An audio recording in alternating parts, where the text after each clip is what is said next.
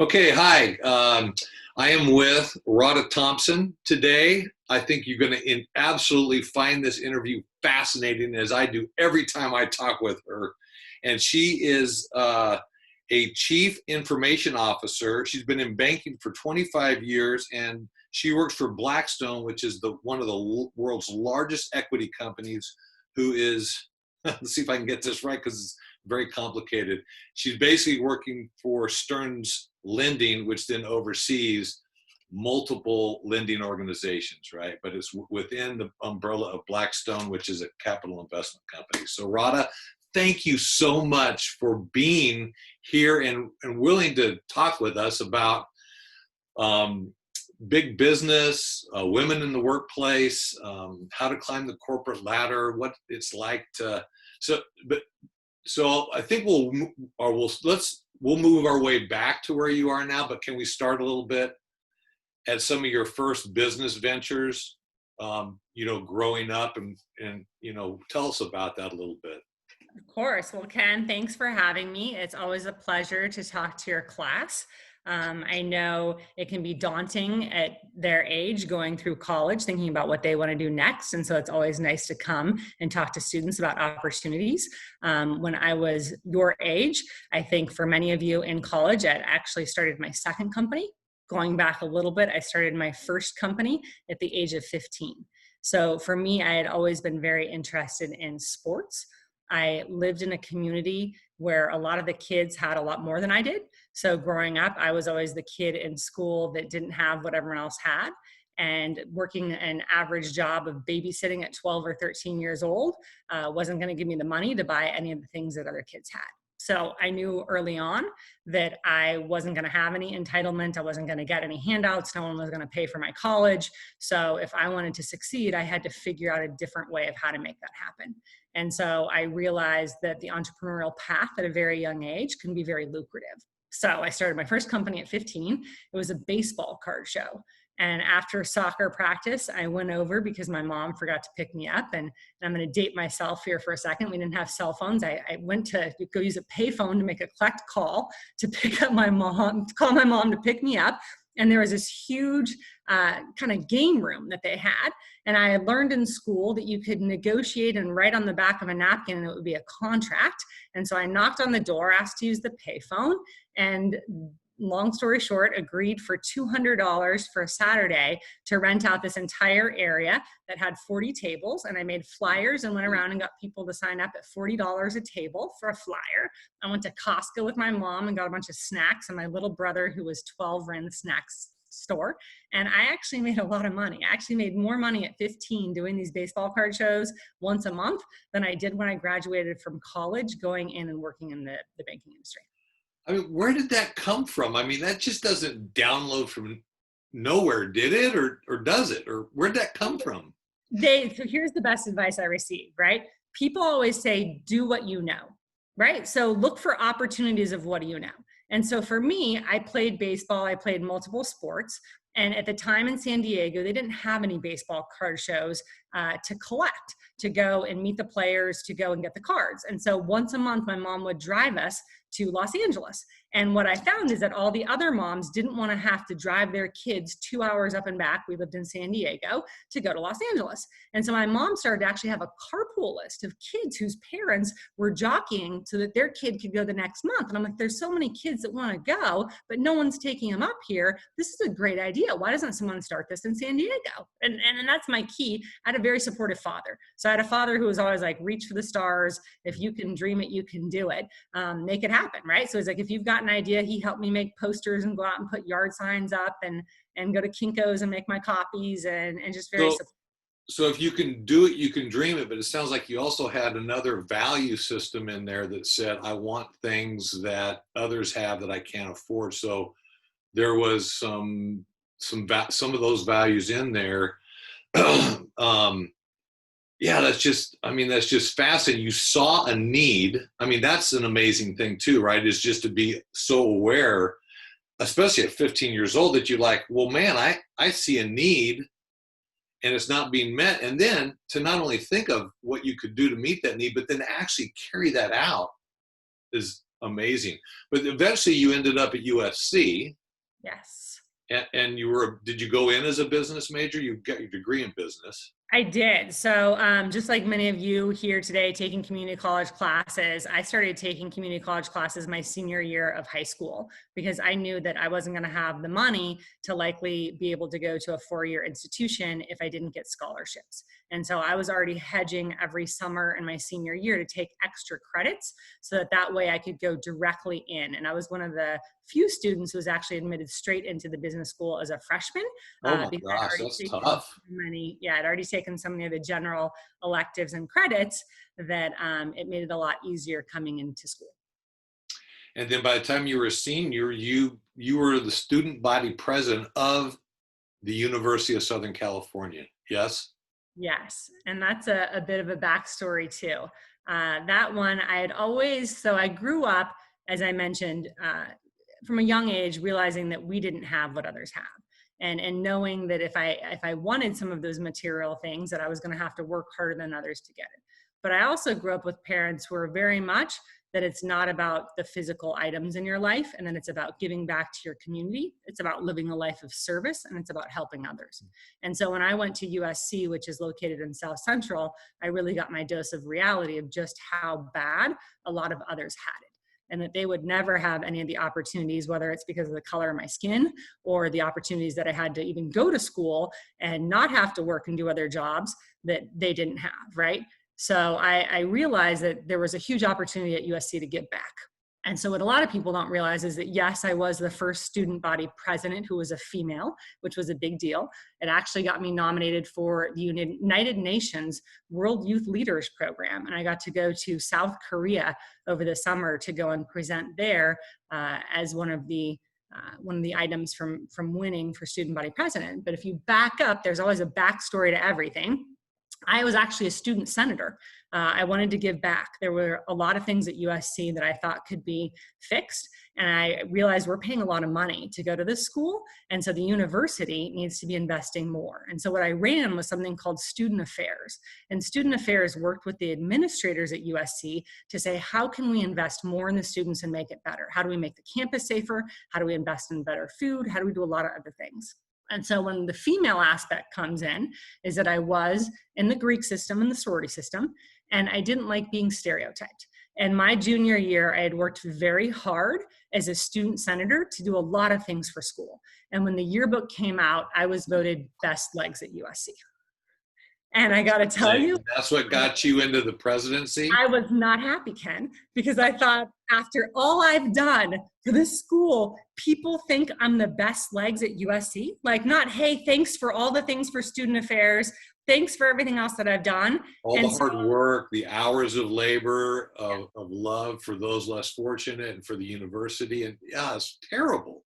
None of it, right? And so I realized that you can't change, which part of why is, so for those students in the class, I actually have very long blonde hair, curly, I probably dress more feminine, but this is my business suit, right? So I want to show you who I really am in the business world. And part of that as we get into gender roles is that to be taken seriously, I realized at a very young age, you have to act and dress the part. And so ironically, if you were to go back and find that yearbook, I didn't even need glasses. So I had perfect eyesight.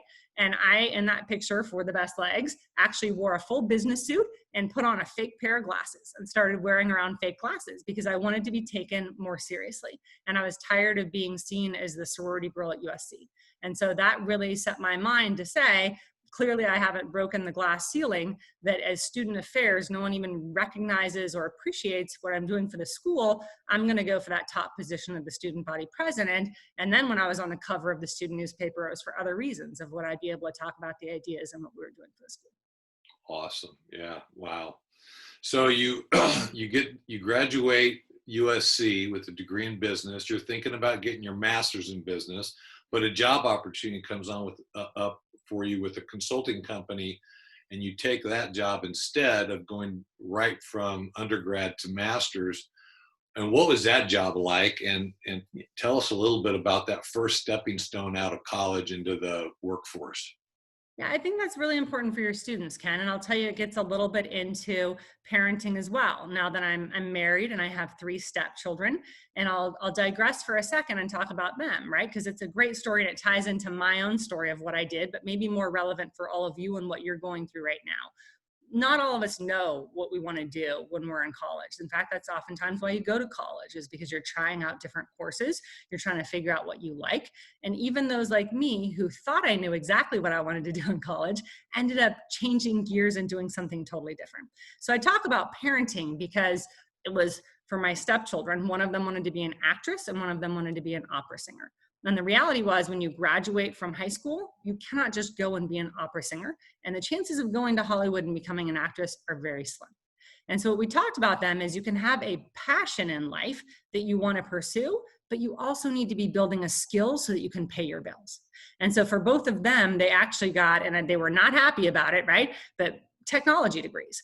And so I explained that technology is something that, regardless of what you decide you want to do, if you want to be an actress, you can start up your own website. You'll understand how to manage your fan clubs. You'll be able to do all kinds of great things. But in case you don't actually make it as an actress, you're going to have a degree where you can go get a job.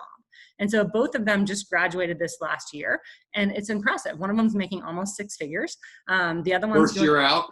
First year out. Dell, yep, she's at Dell. The middle one is at Dell at $95,000 a year, first year out of college. I mean, that's impressive. It helped. And she's actually, so Ken, she's recording a music video this weekend. So she funded her own music video. I think she's paying $7,000 to record her own music video, written her own songs, following her passions on the weekend. So fingers crossed for her to see how that does to start to do. And then the other one, same kind of thing. She's still taking acting classes and she is still doing technology. So my story was similar, only instead of perhaps on the art side, I was more hardcore on the business side. I thought I was going to be a corporate tax attorney. I wanted to go to Harvard for my JD MBA. I thought for sure I'd be a sure win because I started my own company at the age of 15. I was the first student body president. So I'm talking to some representatives from the Harvard Business School.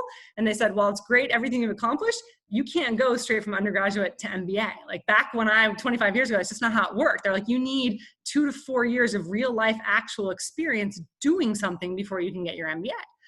And I tried to explain, I have done something. I started a company, I started another, they didn't care, Ken. So I had a conversation. And again, this is what I'd also encourage all of you to do. I didn't have many means in college. I was by far one of the poorest kids in college. You have to network. You have to look for opportunities. So I sought out with our president of our university a mentorship.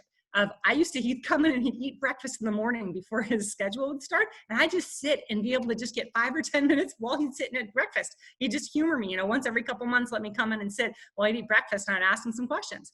And he was the one who told me, Radha, the world has enough attorneys.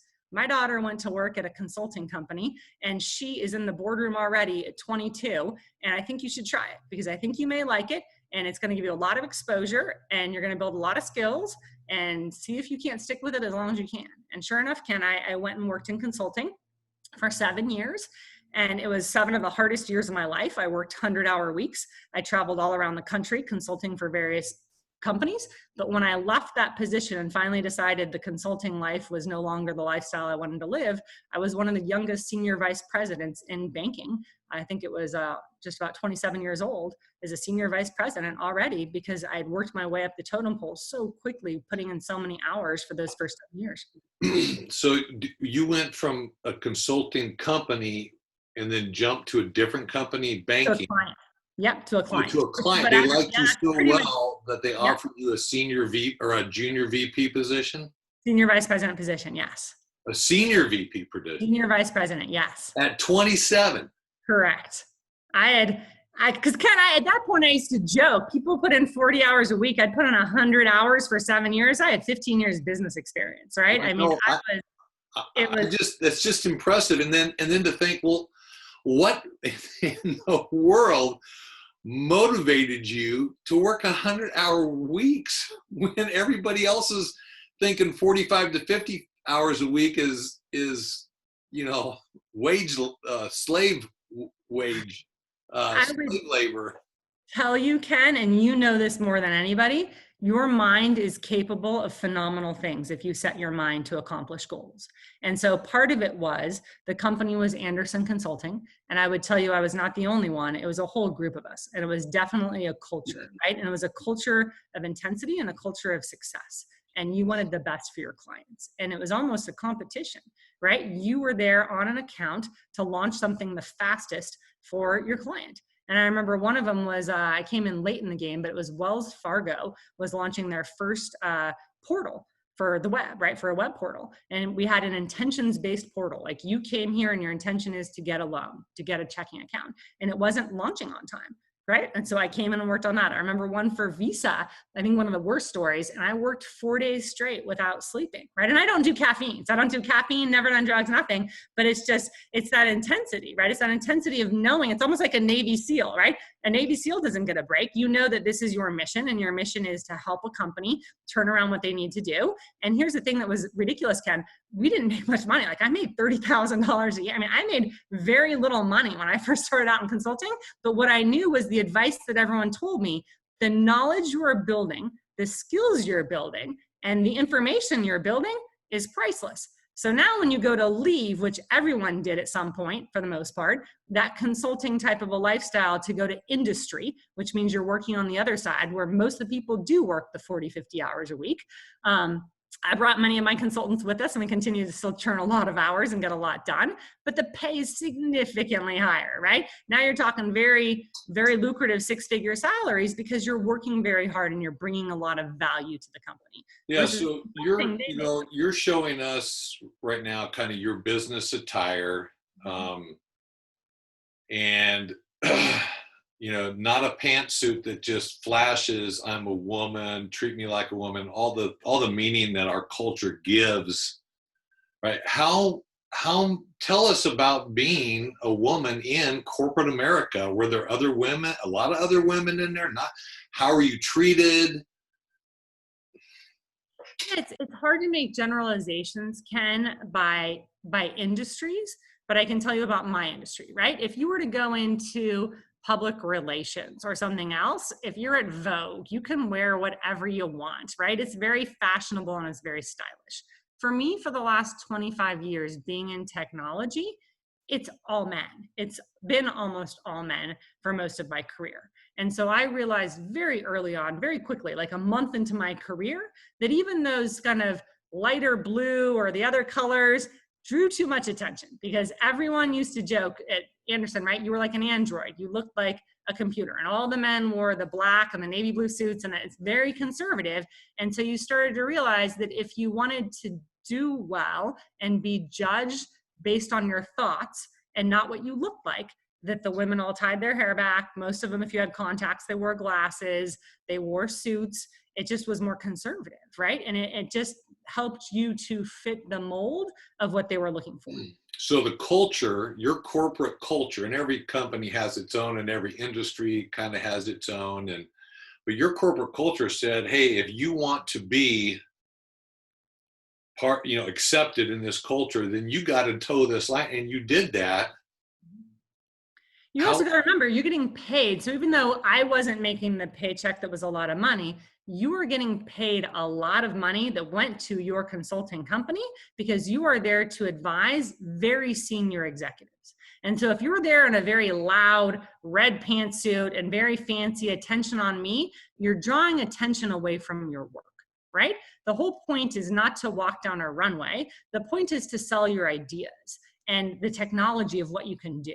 And so in consulting, they'll talk about you don't want to be a distraction, right? You don't wear big, huge jewelry. I don't wear big rings. You don't wear things that are a distraction, right? You are there really to deliver a product, and the product is the technology and the service. Now, I would tell you that's changed to some degree, that you see a lot of women that to the point where I'm at, right? I could probably get away with wearing whatever I want. I've worked for my CEO at 4 different companies. I may get an eye roll here or there, right? But at this point in my career, it's really a uniform. And I tell you, there's books that are out there for the women who are in your class who may be thinking about a career in business. I will tell you a fabulous book that I have bought for all of the women I mentor, because I've started a lot of different mentoring organizations within the companies that I've worked at to help women succeed. And it's called Nice Girls Don't Get the Corner Office. and it talks about how women tend to apologize more for things that weren't their fault. They tend to step in and try and mediate. Don't do those things. I learned Well, you know very what? There's a great, well, Jordan Peterson, who's kind of controversial for sure. He talks about when you measure people on assertive versus agreeable, men are high on the assertive, women are high on the agreeable. And to your point, agreeableness gets you some things, but it doesn't get you promoted as much as assertive.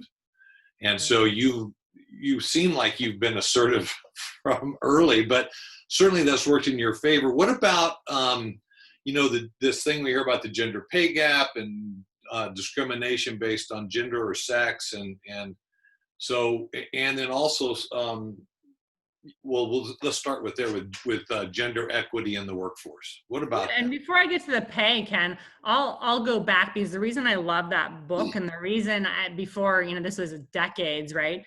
Before I got to that point where someone gave me that book and I'm like, I've already figured these out on my own. I wish someone would have told me that to begin with, because that's the other challenge when you talk about women in the workplace, is that men many times can be very cocky, right? Women can't. If you do that, they're going to call you the B word and say you're out. So it's a very fine line. And I don't have the acronyms written down, but I used to have Mac in consulting that they would coach you and say, women can be confident, but not cocky. They can be assertive, but not aggressive, right? Men can be aggressive, men can be cocky. So you got to watch those dynamics within the business. And again, I think a lot of this will continue to unfold and change as you get more women in the workplace. But unfortunately for women, you have to be, especially at my level where you're the C-level executive, you're on with the board, you can't be emotional. You cannot be as intense, or people will stereotype you and start to say that you're not rational, or you're too emotional, right? And so you really have to be more reserved in your commentary, where men can blow up and get upset. But if a woman did that, I would have been out many times in my career. So to some degree, you always have to take the high road. You always have to learn to some degree to bite your tongue when very inappropriate comments have come out. I would tell you that with the Me Too movement, I think that's made significant progress. The things I had to listen to for comments from men 25 years ago, since the Me Too movement happened, HR has really shut a lot of that down. So that's nice that at least you don't get called a lot of things that are inappropriate by people, right? So that's kind of changed the working environment. I think the last thing to still come, as you mentioned, is the pay gap. I mean, I was complaining just to the class notes to Ken probably a few months ago with my husband on the phone that I make 60% of the gentlemen who had the job before me, but yet we have all these problems in this company that I have come in and turned around in just about 2 years, and I made significant progress within the first 12 months, asked to be paid the same, and I make 60%. So it's, you learn. I mean, for a long time in my career, the joke literally, Ken, was I worked twice as hard for half as much. And it's going to be a while before that changes. But the guy that you traveled with, right, for these different jobs, he's your boss. Mm-hmm. What the heck? I'm not going to go on the record and talk about it. I'm just going to tell you, it's tough, Ken. It's tough. Women are just, and I tell you, my boss, as well as many other bosses, will say exactly, I'll tell you, those men were overpaid. They were overpaid. The role didn't deserve that money. They were overpaid. We right-sized the role. But what's wrong, that I have a fundamental problem with, is that why are those roles always right-sized when a woman takes them? Right. Why weren't they right-sized when the man had them before? And that's what's just sad, is seeing the disparity in the corporate pay still coming back with women at 60%. And I'll tell you, for minorities, it's even worse, right? For Black women, for Hispanic women, I think it's even less on the dollar if you look up the statistics. So to some degree, you do have to have a little bit of your chip on your shoulder going in and actively, aggressively ask for more, knowing that you're likely not going to get what you should be paid compared to the people who had the job previously or your peers in the industry. And you have to do it walking a very fine line if you're female and a racial or ethnic minority, because of the way we've socially constructed those symbols and the meaning we give to different identities or status of people. Yeah. So what advice would you give maybe to your daughters or your stepdaughters or your stepson who just entered college, right? As far as, I think the challenge too, like in Oregon, right? We've got a culture that's a little more work-life balance, and we're kind of in this recreational zone. And I mean, I've heard you talk about, understanding what you value. And then even when you're talking to your stepdaughters, right? It's like, what do you value? Are you okay with those values? And then what do you think about the bigger structure of our culture, a capitalist society, and what it requires to make it, to the top where you are? And go ahead. Well, Ken, I think you do a great job of talking about everyone comes from different backgrounds. Everyone's got a story, and you're not going to know everyone's story, right? Everyone has things that have happened that have put them at disadvantages in life. And so to some degree, it's your attitude of just understanding life is not fair. And the earlier you can figure that out, to understand that life's never going to be fair, how do you figure out what's going to be fair to you? And what are you willing to sacrifice to make sure you're getting your percentage of what's fair? And so for me, I was willing to sacrifice a lot of my 20s, working the hours when I missed the weddings, the parties that everyone else went to, investing in my career, so that now financially I was able to pay for my 3 step kids' college educations, right? I was able to help fund my husband and his medical career of what he's doing now, right? So for me, the trade-off was I was able to help a lot of people in my life along the way as well, a lot of great charities, a lot of family members. So for me, it's always been going back to that striving for service, right? I don't drive a fancy car. I don't have a lot of fancy things, right? For me, it's about community and giving back. And so you have to decide what it is for you, as do your students, right? And I know you have a great idea, but the students in your class need to start to say, as they're sitting there, what do I want my life to look like, right? And one of the most important choices we talk about is who you have children with, right? If you choose to get married, those are major life decisions. Those should not be rushed. You really want to make sure you're taking time to be with someone that's compatible with who you are, or that can derail all of your life goals, right? It doesn't have to mean working hard. It can mean working a 40-hour-a-week job and loving what you do. We used to joke with our oldest daughter that we'd be happy if she lived in a trailer and worked at Starbucks if she was happy. Right? So it's like, what really makes you happy? If she likes making Starbucks drinks and serving those out, then we're like, we have no problem if you want to work at Starbucks for forever, right? But for her, she also loves other things. So for us, we always talk with our children about what is the lifestyle you want to live. My younger brother loves to surf, loves to fish. He could live we always joke, in a van down by the river, right? He literally could. He is the simplest man. He's so incredibly humble. He really doesn't need nice, expensive things, but he got married to someone who does. And he has 2 children now. So he works corporate America just like I do, because his wife and his children have other needs. So that's why I say it's so important to make sure, one, you pick a partner in life who shares the same goals and the same needs that you have, and that 2, you align your goals of what do you want your lifestyle to be, and then figure out what can you combine a passion and a career with that's going to pay for that lifestyle. Now, I know you said, life's not fair, but what about making it more equitable? More equitable based on gender, more equitable based on race and ethnicity, more equitable based on where you start economically, your parents' socioeconomic. Is capitalism doing us a service? Is it structure disadvantaging people? Is that changing? Is it changing for the better? The gap continues to grow. So I'm a unique mix. I am fiscally responsible and very conservative, but I'm also unique in that perspective that I believe in a lot of social programs that help people as well. I think in the United States, we need to re-engineer a number of those so that they are more efficient and effective. But I am a believer in raising the minimum wage to a more workable minimum wage. And that's something we're very proud of at Stearns Lending. None of our employees make less than $15 an hour. So while we know that would be very hard for a lot of small businesses across the United States to do, I would almost, I talk a lot about politics in the future of what could we do across America for a lot of these Fortune 500s and these Fortune, top 1,000 companies. They could afford to pay a livable wage. And so when I think back to my mom, who had 3 jobs, one of them being a maid cleaning people's houses so that they could afford to put me into a school district so I could get the best education, I think about what a livable wage could have meant to my mom and my dad and the hours that they could have had back. And so for me, I do think there's a lot through politics we can do by voting to make sure that people, especially a lot of people who immigrated to this country within the last few generations and may not have the opportunity for an education. Many of your students could be first-time college students from their families. And if their families were paid a livable wage that would make it easier, it would allow them to study more. So I do think there are things we can do with these large corporations making record billion-dollar profits to set the bar a little higher from the $7 it is now and 75 cents, right? To bring it up to a more level. Texas is $7.75 an hour. I'd have to check what Texas is. It was pretty low. Wow. Yeah, at least in Oregon, we're I think at 12, and that's Are you?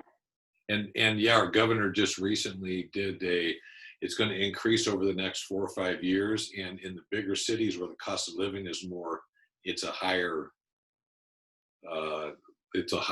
minimum wage than like in rural areas where the cost of living is a little lower. But yeah, and I have to Google what the actual Texas minimum wage is. The challenge I have, Ken, is the loopholes. So the 775 example I'm giving you is because we know someone who has a job that's actually less than 775 an hour. And the way they get away with that is they pay them less because they say they're eligible for tips.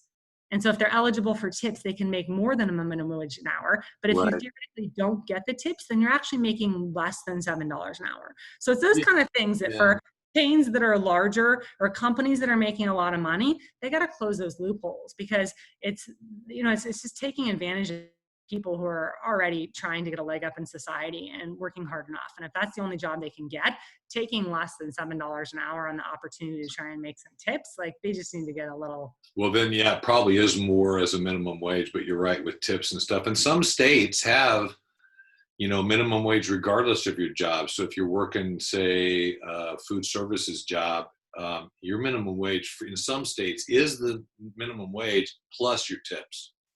Yeah. And so, yeah, it's kind of a states thing, right? But not that that's to support $7, but it's a really interesting thing. So we were talking before we started the interview, I was thinking about Fortune 500 CEOs, 500 people out of 330 million in our population that run, and maybe even more if you count, if there was somebody who runs a Fortune 500 company from another country, but probably pretty rare.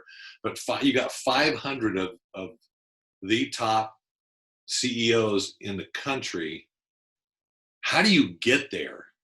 Now, would you even want to get there on a big company like that? So for me, Ken, my answer has changed in the last decade to no, having worked for some of those Because I think you'd absolutely kick butt if you did. I mean, you'd be so successful.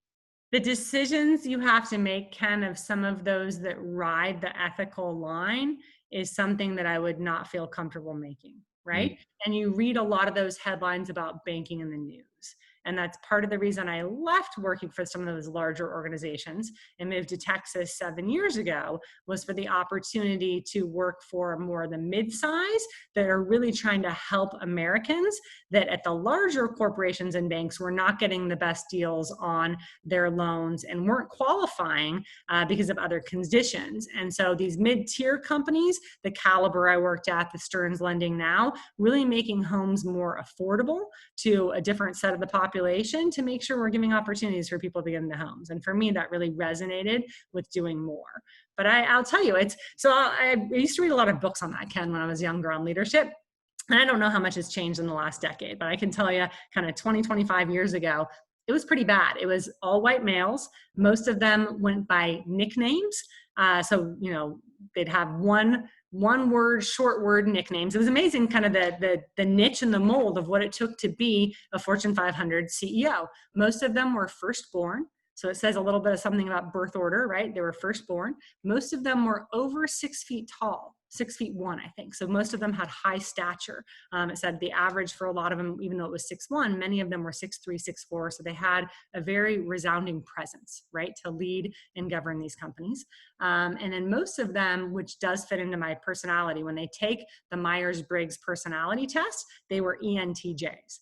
So you're extroverted, you're a thinker, right? So you're a driver, basically. So if you think about that grid, if your class hasn't taken it, it's a great one to do. You can do Myers-Briggs for free online now to better understand your personality style. How do you make decisions? Are you a thinker? Are you a feeler? And there's no right or wrong box to be in. But what I'd tell you is that if you do aspire to the corporate path and you are a feeler, that you've got to kind of rein in those feelings and emotions, which all of our kids, the girls are definitely feelers. And I saw them in the corporate environment, crying at work and getting emotional. That's not going to help you at all, right? So you got to find a way to just kind of take a couple deep breaths, do what you need to do on your own time, but you've got to learn to play the corporate game a little bit. So some personality types, like an ENTJ, where you drive hard, you push, you think very quickly, you judge and figure out facts very quickly, it's more conducive to that personality type.